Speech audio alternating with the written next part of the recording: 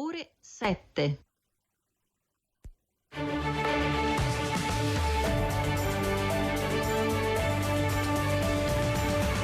GR1. La democrazia è una conquista che non va mai data per scontata. A Trieste il richiamo di Mattarella all'apertura della settimana sociale dei cattolici. Non può esserci autorità senza limiti. Matrimonio nei cieli da Bruxelles, via libera Ita Lufthansa. La compagnia di Colonia entra con il 41% per il ministro Giorgetti. Un grande successo italiano, tedesco ed europeo. Dall'ergastolo alla pena minima, nell'appello bis condanne ridotte per i 2 americani accusati dell'omicidio del vice brigadiere dei carabinieri Cercello Rega. La moglie, sono devastata. Rivoluzione annunciata, Regno Unito oggi al voto, Labour verso il trionfo, conservatori al minimo storico dopo 14 anni di governo, preoccupa l'affluenza. Il tennis italiano illumina Wimbledon, Sinner batte in 4 set Berrettini nel derby azzurro, passano il turno anche Fognini e Jasmine Paolini. Buongiorno da Salvatore Sabatino. Nodo un'autorità senza limiti è uno dei passaggi del discorso pronunciato dal presidente Mattarella a Trieste durante la cerimonia d'apertura della 50ª edizione della settimana sociale dei cattolici. Parole, le sue, incentrate su principi, diritti e doveri della democrazia. Da parte del Capo dello Stato anche l'invito alla partecipazione alla vita della Repubblica. Il nostro inviato. La democrazia è una conquista, è una speranza da coltivare perché non è mai garantita per sempre. Una bandiera da non mortificare, mai porne il nome a sostegno di tesi di parte. Il presidente Mattarella a Trieste parla per oltre mezz'ora intorno a questo tema, spesso interrotto da applausi, per interrogarsi su quell'alito di libertà che soffiava dopo la costrizione ossessiva del regime fascista e che portò al varo della Costituzione, che diede senso e spessore all'unità del paese. Tante recitazioni, a cominciare da Norberto Bobbio, quando ammonisce che non si può ricorrere alla semplificazione di sistema in nome del dovere di governare. Una democrazia della maggioranza sarebbe per definizione una insanabile contraddizione per la confusione tra strumenti di governo e tutela della effettiva condizione di diritti e di libertà. E ancora? Un fermo no, quindi, a un'autorità senza limite, potenzialmente prevaricatrice. Mattarella si interroga sull'assenteismo dei cittadini al voto. Parteggiare non è partecipare, dice tra gli applausi. I diritti si inverano attraverso l'esercizio democratico. Se questo si attenua, si riduce la garanzia della loro effettiva vigenza. Con Sergio Ciani da Trieste, Gaetano Barresi, GR1. Veniamo ora al confronto tra i partiti al centro. Ci sono le riforme, tra cui l'autonomia, l'introduzione del salario minimo, la gestione del Piano Nazionale di Ripresa e Resilienza, piano di aiuti voluto dall'Unione Europea per favorire il rilancio degli Stati membri dopo la pandemia. Sentiamo. La gestione del PNRR per Fratelli d'Italia è la prova del buon governo. Il partito della Premier si proietta già alle prossime 2 rate. Gli fanno eco Noi Moderati e Gasparri, che rivendica siamo i primi in Europa per fondi spesi. Forza Italia però rimane scettica sulla proposta della Lega di consentire alla RAI di aumentare la raccolta pubblicitaria per ridurne il canone. Carroccio che preme sull'autonomia differenziata con il governatore veneto Zaia, che ribadisce la richiesta di accordo sulle prime 9 materie entro fine anno. Mossa criticata dal ministro Musumeci, che chiede di definire prima i livelli essenziali di prestazione. Dure critiche all'autonomia arrivano all'unisono dalle opposizioni. Al referendum per l'abrogazione apre anche Italia Viva di Renzi. PD fortemente contrario alla riforma e Schlein rilancia l'unità del campo largo. A breve un disegno di legge per abolire la Bossi-Fini sui migranti, dice. Progressisti compatti anche sulla raccolta di firme per il salario minimo, una norma di civiltà per milioni di lavoratori che fanno la fame, dicono i 5 Stelle, che intanto in Europa hanno scelto The Left, il gruppo della sinistra, all'Europarlamento. Vasco Pirri, GR1. E tornando al PNRR, il ministro per gli affari europei Fitto conferma il programma, settima rata pari a 18 miliardi, 69 obiettivi tra cui 16.000 nuove colonnine per la ricarica di veicoli elettrici e 55.000 borse di studio per gli studenti meritevoli. Se ne è parlato nella nuova riunione della cabina di regia, occasione anche per mettere a punto la tempistica per arrivare all'ultima rata entro il 2026. Sentiamo Fitto. Ci avviamo nei prossimi mesi alla fase di assessment. Il lavoro relativo alla settima rata rappresenta un altro grande obiettivo importante dal punto di vista numerico, sia sul fronte dei traguardi 69 che delle risorse di oltre 18 miliardi di euro. Un risultato molto molto importante, ma al tempo stesso penso che sia importante sottolineare come la validità delle riforme inserite all'interno del PNRR e anche gli obiettivi di spesa che sono da raggiungere rappresentano uno stimolo ulteriore per il lavoro che porteremo avanti nei prossimi mesi per completare poi con la 10ª rata a giugno del 2026. E soddisfazione nel governo anche per il via libera della Commissione europea all'accordo tra Ita Airways e Lufthansa, che entra nella compagnia italiana con una partecipazione del 41% per poi salire entro il 2033 al 100%. Definite le regole per evitare posizioni dominanti e non limitare la concorrenza, ha soddisfatto il ministro dell'economia Giorgetti. Roma diventerà sostanzialmente l'hub di riferimento per l'America, per l'Asia, per l'Africa. Questo è un elemento molto positivo. È un grande successo italiano, è un grande successo tedesco, è un grande successo europeo.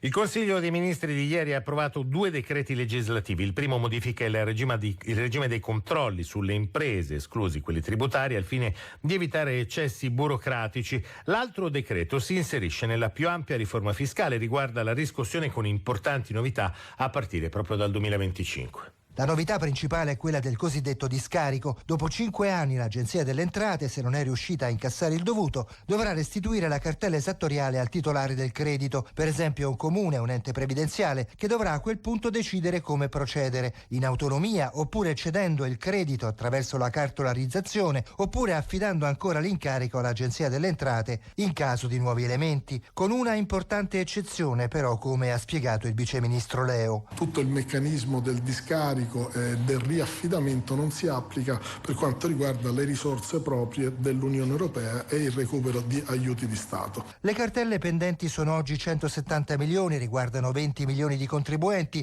ma ne è stato pagato meno della metà. Altra novità di rilievo del decreto riguarda la possibilità di scaglionare il pagamento del debito fiscale fino a 120.000 euro, aumentando le rate mensili dalle attuali 72 su semplice richiesta del contribuente, fino a 84 rate nel prossimo biennio, salendo poi fino a 120, cioè 10 anni dal 2031. Fabio Comini, GR1. È approvato dal Consiglio dei Ministri anche il cosiddetto decreto svuota carceri. Tra le novità l'assunzione di 1.000 nuovi agenti, misure per semplificare la liberazione anticipata, più telefonate concesse ai detenuti e il trasferimento di minori e tossicodipendenti in comunità. L'intervento ha lo scopo di umanizzare il sistema detentivo, spiega il ministro Nordio. Trasferiamo il detenuto, soprattutto i minori, ma anche i tossicodipendenti, dalla istituzione carceraria a quella delle comunità. È un passo questo molto importante, ci porta molto avanti nell'umanizzazione della pena, nella rieducazione del detenuto, nel reinserimento sociale. La cronaca ora con la nuova sentenza per l'omicidio del vice brigadiere dei carabinieri Mario Cercello Rega, avvenuto nel luglio 2019. Nell'appello bis sconti di pena per gli imputati, 2 americani, grazie al rito abbreviato.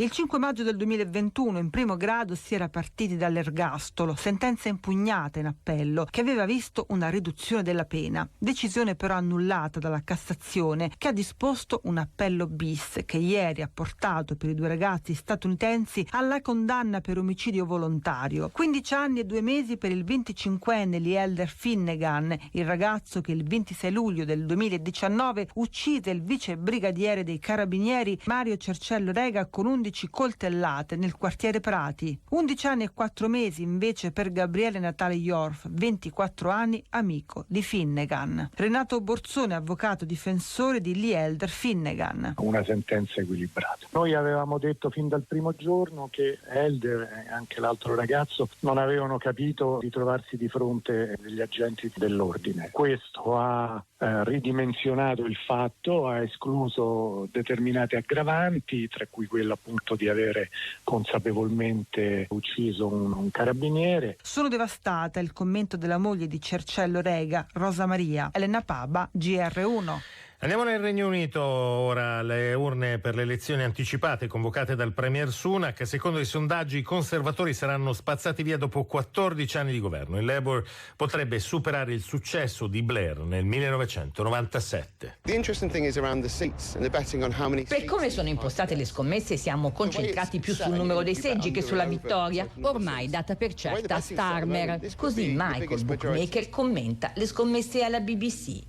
Per YouGov, più autorevoli tra tutti gli istituti di sondaggi, ai laburisti andrà il 38% delle preferenze contro il 18% dei conservatori. L'Economist prevede 465 seggi su 632, mentre i Tories potrebbero subire una sconfitta storica. Il leader Starmer in privato resta prudente, ma si dice soddisfatto dell'endorsement del Sun. Solo a Blair era toccato un tale onore. A destra la tensione è effettivamente concentrata sul numero dei seggi, a rischio anche quello del premier Sunak. I Tories giocano all'ultimo momento la carta dell'ex premier Johnson in chiave anti-Farage, il leader dell'ultradestra che potrebbe tentare di prendersi il partito. Intanto anche il mondo della finanza punta sulla sinistra e ad archiviare l'era dei Tories, mentre il premier in petto Starmer fa sapere la Brexit non è in discussione. Francesca Barogno, GR1. In Francia si vota invece domenica per il secondo turno delle elezioni legislative. La portavoce del governo Prisca Thévenot denuncia di essere stata aggredita da ignoti mentre affiggeva manifesti elettorali con il suo staff. Intanto sembra sfumare la prospettiva della maggioranza assoluta per il Rassemblement National. L'inviata a Parigi.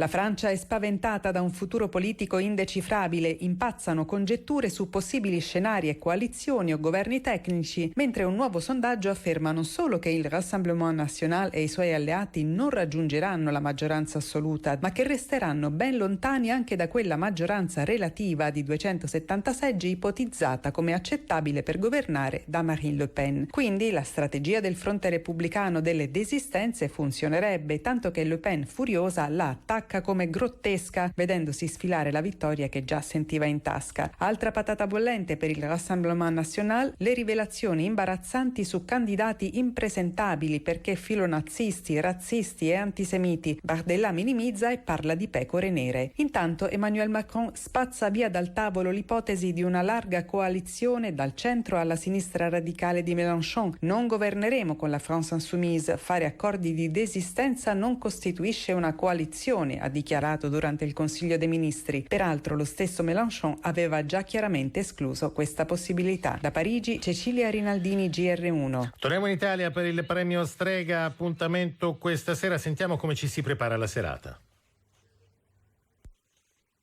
Un cordiale saluto, sono Pino Strabioli. Ciao, sono Geppi Cucciari. Sono molto felice di tornare alla conduzione del premio Strega.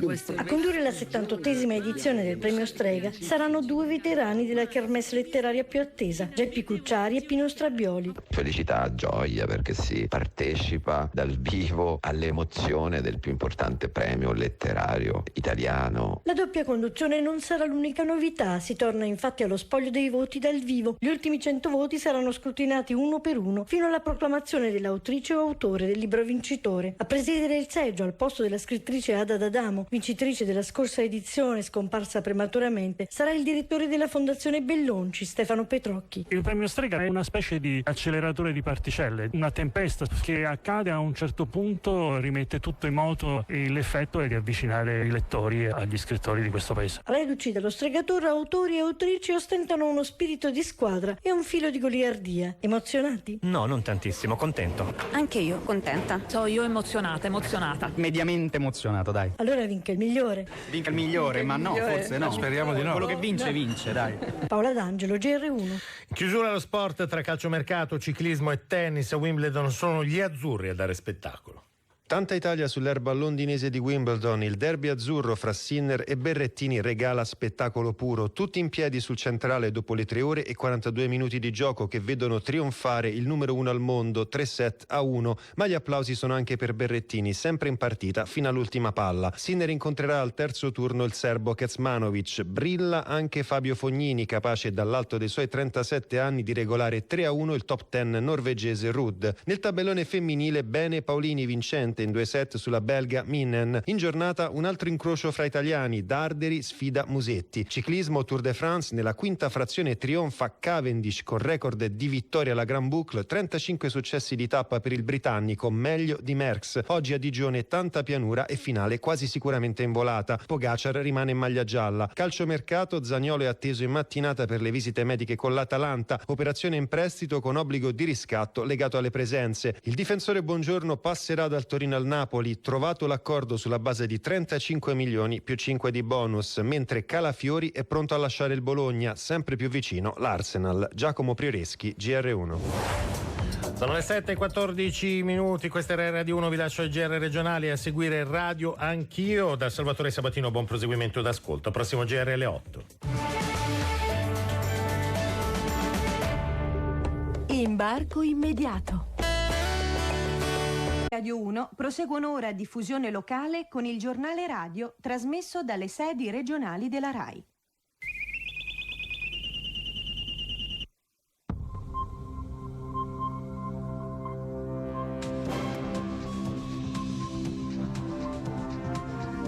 TGR, giornale radio della Lombardia. Perquisita la villa sul Garda di Giacomo Bozzoli, latitante dopo la condanna definitiva all'ergastolo per l'omicidio dello zio. Su di lui, fuggito anche con la compagna e il figlio, pende un mandato di cattura internazionale, potrebbero essere in Francia. Vasta operazione antiprostituzione in 27 province italiane, tra cui Cremona, Lodi, Mantova e Milano. Controlli e perquisizioni in appartamenti e centri massaggi cinesi, 7 persone arrestate e 71 denunciate. Dalla cremonese al Bayern Monaco, a soli 17 anni, cresciuta alla scuola grigio-rossa, Guido Della Rovere, promessa del calcio italiano, approda nelle giovanili della società tedesca con un contratto triennale. Le 7:18 di giovedì 4 luglio, bentornati all'ascolto del Gazzettino Padano, giornale Radio Rai della Lombardia. In studio per questa prima edizione Alessandra Farina e Claudia Mondelli, alla regia tecnica Lorenzo 40. Le informazioni sulla viabilità, linea Radio Traffic a Marco Casa. Buongiorno, bentrovati. Segnalo code per attraversamento della dogana svizzera sulla 9 Lenate Como Chiasso tra Lago di Como e Chiasso in direzione del territorio elvetico. Code verso Milano sulla A4 Milano-Venezia per il traffico intenso tra Dalmine e Cavenago e tra la barriera di Milano Est e Cormano. E code a tratti sulle 3 tangenziali milanesi sempre per il traffico intenso. Grazie per l'ascolto, buon viaggio. E ora le previsioni del tempo dal Centro Geofisico Prealpino di Varese, Camilla Galli. A tutti buongiorno. Graduale aumento della pressione atmosferica con un promontorio anticiclonico che si rinforza sul Mediterraneo. Nel fine settimana nuova fase di instabilità atmosferica con correnti umide da sud-ovest che raggiungono la regione padano-alpina. Aumenta la tendenza a rovesce temporali. Temperature in aumento oggi e domani con valori estivi. Previsioni oggi sereno o poco nuvoloso su tutta la regione, qualche cumulo nel pomeriggio asciutto. Temperature massime tra 26 e 29 gradi, minime tra 14 e 17 gradi e zero termico che sale a 4.500 metri. Domani al mattino soleggiato con formazione di cumuli, asciutto o qualche piovasco nel pomeriggio in montagna. Temperature in aumento. Sabato in parte soleggiato al mattino, poi nuvoloso a partire dalla fascia alpina. Rovesce temporali nel pomeriggio e in serata e temperature in calo. Con questo è tutto, vi saluto e vi auguro buona giornata. Il Gazzettino Padano. Perquisita in serata la villa sul Garda di Giacomo Bozzoli, ancora irreperibile dopo la condanna definitiva all'ergastolo per l'omicidio dello zio Mario. L'uomo dichiarato latitante potrebbe trovarsi in Francia con la moglie e il figlio. Su di lui pende un mandato d'arresto internazionale. I carabinieri sono entrati poco dopo le 22 di ieri sera nell'abitazione di Giacomo Bozzoli a Sogliano del Lago, in provincia di Brescia, per una perquisizione alla ricerca di indizi che possano far luce sulla sua fuga. Accompagnati dal padre Adelio e dal fratello Alex, sono rimasti all'interno per circa 40 minuti. Su Giacomo Bozzoli, condannato definitivamente all'ergastolo per l'omicidio dello zio Mario, pende ora anche un mandato di arresto internazionale e ormai ufficialmente un latitante.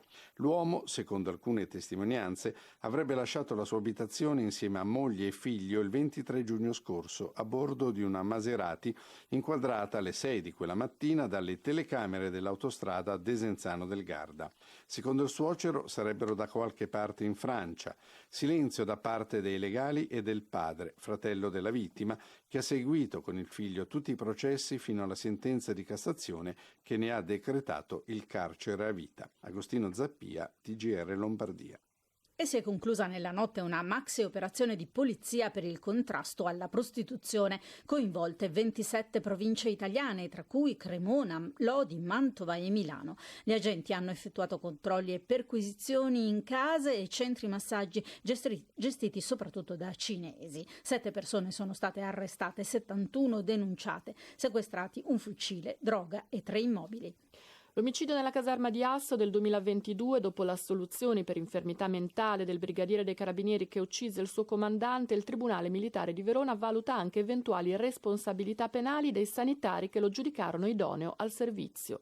Assolto, al brigadiere Antonio Milia è stata riconosciuta l'incapacità di intendere e volere nel momento in cui ha ucciso il suo comandante Doriano Furceri. La sentenza di primo grado del Tribunale Militare di Verona è arrivata nel pomeriggio. Il difensore di Milia, avvocato Roberto Melchiorre. Siamo sicuramente soddisfatti dell'esito di questo processo, è stata una tragedia e dietro questa tragedia ci sono delle responsabilità. Cioè lei quindi parla della commissione medica militare? Assolutamente sì, il Tribunale ha disposto la trasmissione degli atti alla Procura al fine poi di accertare le eventuali responsabilità penali. Era il 27 ottobre del 2022 quando nella caserma dei Carabinieri di Asso Milia sparò con la sua pistola di ordinanza contro il luogotenente Furceri. Lo uccise con 3 colpi. Si sentiva perseguitato dal superiore che lo aveva messo in ferie al rientro da un periodo di malattia psichiatrica, probabilmente non convinto della valutazione di idoneità al servizio espressa dalla commissione medica militare. L'accusa aveva chiesto una condanna a 24 anni del brigadiere Milia nei suoi confronti, disposta la misura di sicurezza in una comunità di cura per 5 anni. Laura Carcano, TGR Lombardia. Decine di ordinazioni e richieste di intervento a casa di una famiglia di Lodi, tutte fasulle. Il responsabile si è scoperto l'ex compagno della figlia.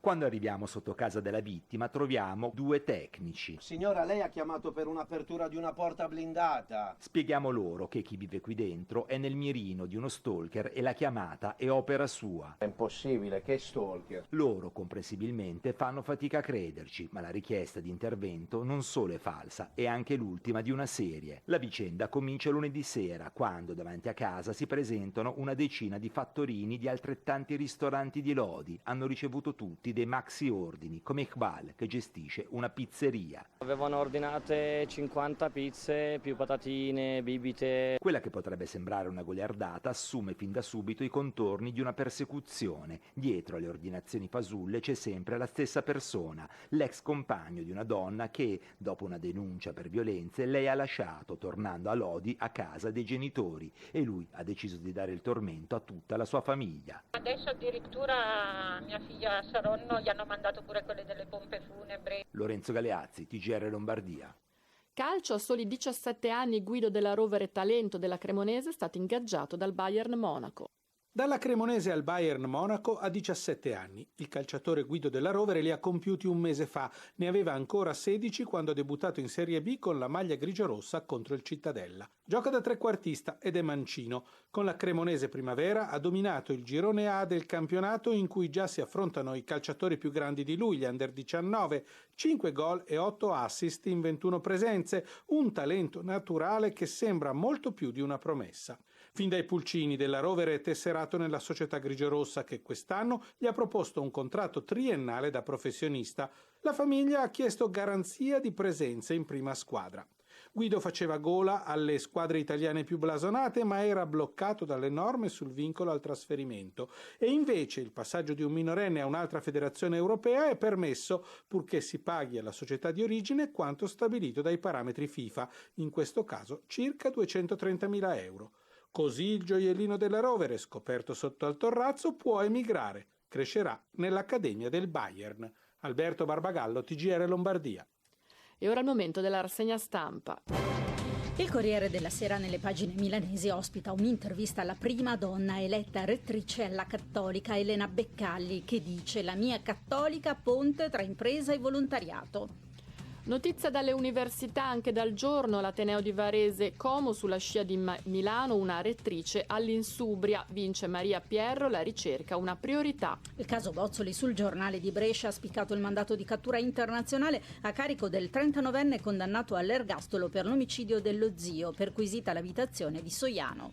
Corriere della Sera, pagine di Bergamo, blitz della Guardia di Finanza di Milano, sedi perquisite, Fondazione San Michele, 12 indagati. Il fondatore sotto accusa per truffa alla regione, dai PM ci sentiamo tutelati. La provincia pavese in Lomellina, costretto dagli usurai a svendere le attività. L'inferno è cominciato con un prestito di 35.000 euro, pestaggi e minacce per ritardati pagamenti, in 4 nei guai. I titoli dell'Eco di Bergamo, dalla redazione il direttore Alberto Ceresoli.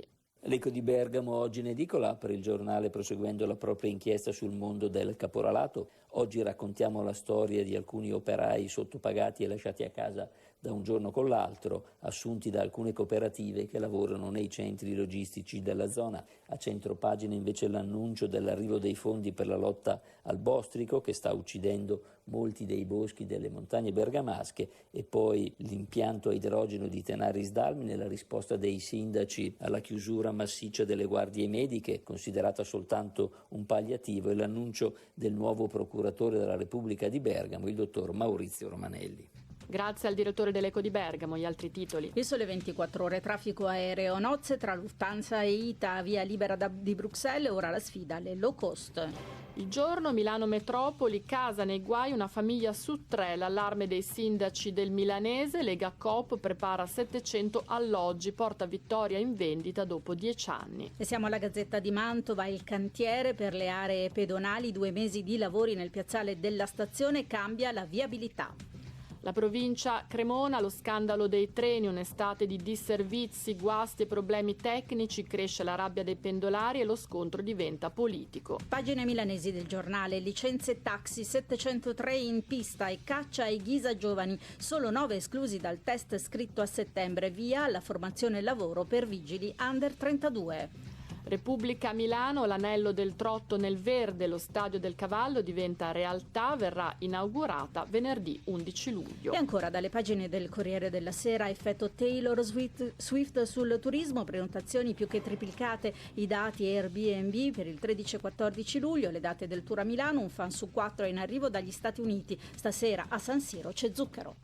E si chiude qui questa edizione del Gazzettino Padano, prossimo appuntamento alle 12:10, continuate a seguirci anche sul nostro sito e sui profili social. Grazie per essere stati con noi, buon proseguimento di giornata.